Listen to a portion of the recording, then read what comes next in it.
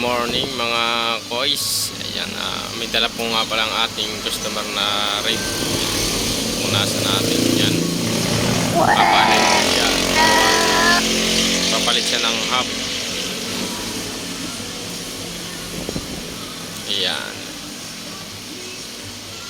Ay yung kanyang dalang rayos. Ayan yung kanyang hub. Cassette type.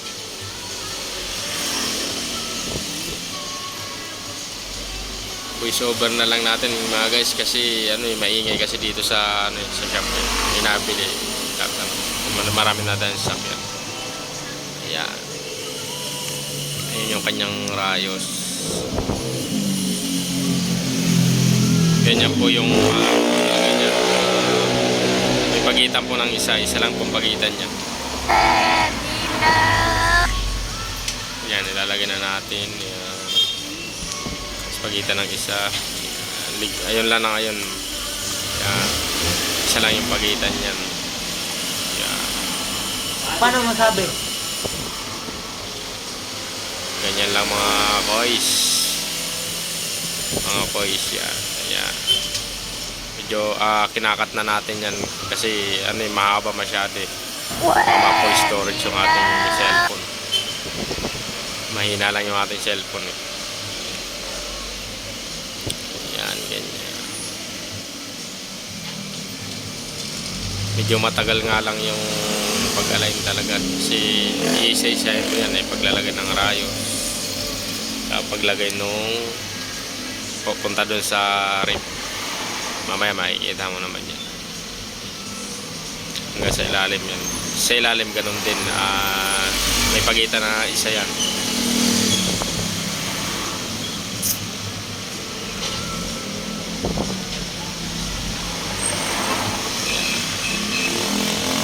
Medyo matagal lang talaga, tiyagaan.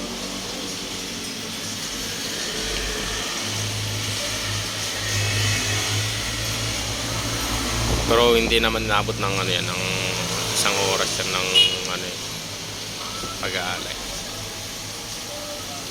Yan, doon ako magsisimula maglagay ng rayos doon sa may sa may tabi ng pito. Pag nakaharap sa iyo kaliwa yan. Bali pinagsasabay ko na yung sa harap niyan sa ilalim. Nagsasabay ko ng lagay. Pero pag isahan lang, tatlong pagitan ng butas. Tapos doon ka ulit sa ibabaw. Yung sa akin pinagsabay ko na yan eh. Isang diretso na. Kung kabisado ko na kasi. Kaya pwede mong pagsabayin na. Ayan, okay na, naikot na yon. Ikutin mo naman ngayon yan para nailagay kung masukat mo kung ilanan, kung tatluhan, apatan, depende sa rayos kasi kailangan nakalabas lahat yung ulo niyan sa ilalim niyan para pantay yan. Kaya hinihigit-higit yan, kailangan kasi yun eh para madaling i-align. Kaya kasama mo ilalagay yun kung tatluhan, kung apatan kasi kung kapos sa apatan. Kaya ang ginagawa ko dyan tatluhan na lang yan, kasi kapos siya sa tatluhan na sakto lang siya yan. Bali ilalagay mo yung ulo ng rayos doon sa rayos para may suksok kasi double wall kasi yan eh. Hindi mo may susuksok yun hanggat hindi nilalagay dyan sa isang rayos. Ganun lang. Paulit-ulit lang yan mga boys. Yan. Yan.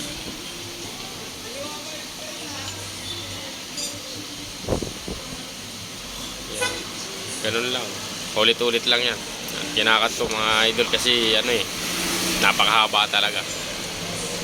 Yan, binaligtad ko siya para sa kabila naman tayo magpapasok ng rayos. Yan, kabila naman kasi okay na yung kabila.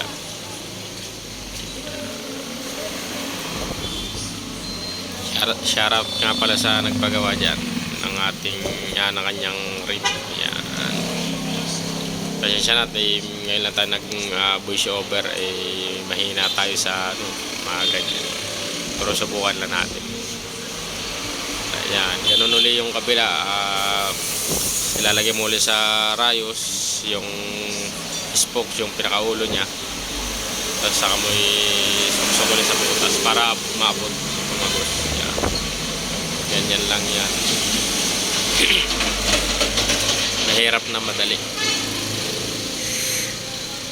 Pero pag sanay ka na, maano mo naman yan, makakabisado mo na.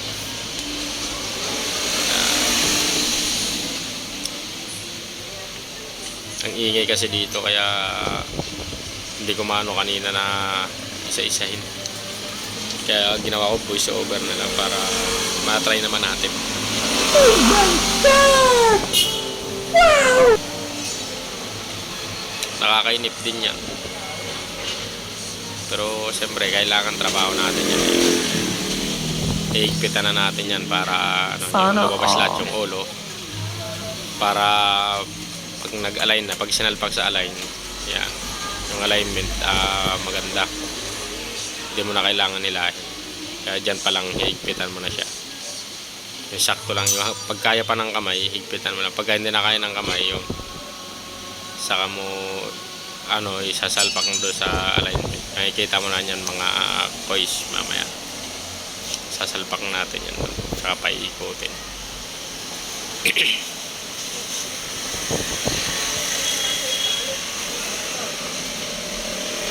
Nakakainip talaga dyan.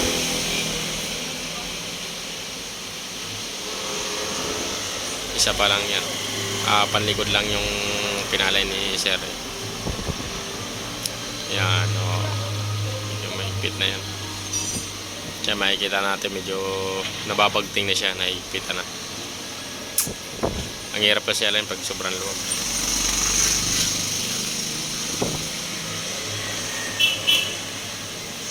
Para nasa labas lahat yung ulo niya.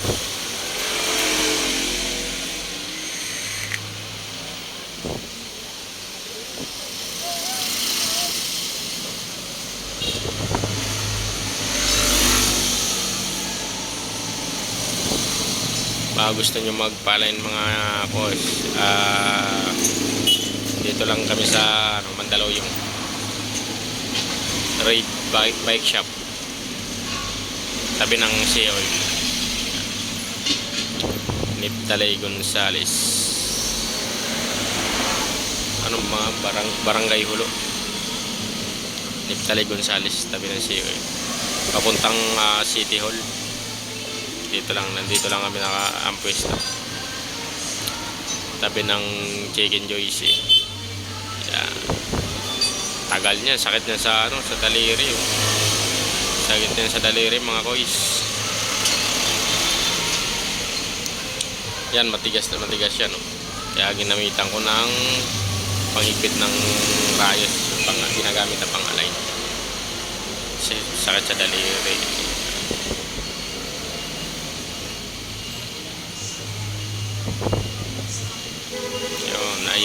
Ayan yung pang-align. Yan natin ilalagay yan mga idol, para makita natin yung ikot tsaka yung pantay na. Tsaka yan ay makikita mo naman mamaya, medyo pabilao kung tawagin yan, kung tawagin pabilao, kasi gawa nung sprocket na ilalagay, sasabit sa frame. Pag hindi nakabilao siya, sabit sa frame niya, sa body.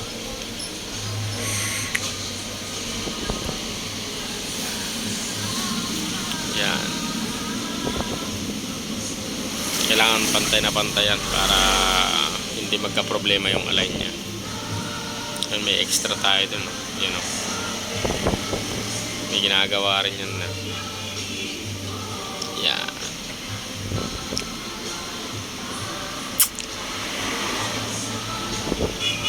Ngiting aso Yan, makikita mo yan, malayo pa pero makikita mo na yung anong problema yan, luwag, diba? Iigpitan natin yan para makita. Yan, luluwag. Ganyan yan. Yan, iigpitan na yan.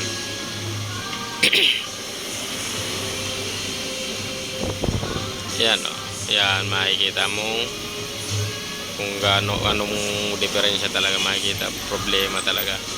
Yung lakas ng alog, ng wigo niya pag hindi pa siya nahigpitan. Ang gagawin natin ay higpitan. Isa-isahin natin yan.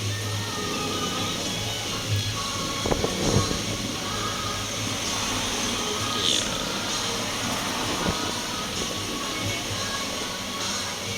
Araw-araw ganyan lang pagka merong alay. Mahirap na madali, mga boys.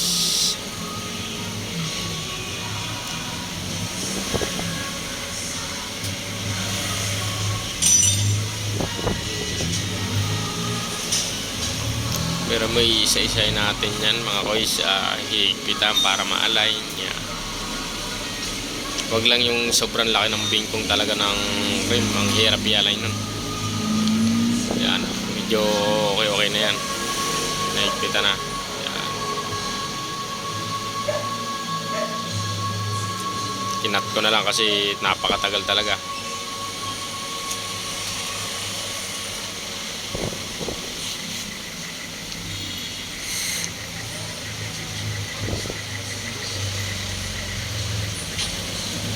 Kunting sundot na lang.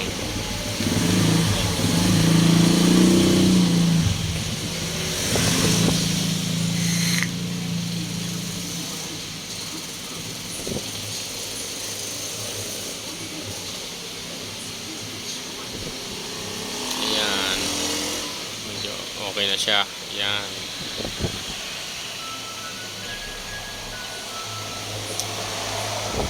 Ayan. Okay na. Isa kanina. Kumbay mahigpit na yan eh. All goods na yan. All goods na. Alright na. Alright.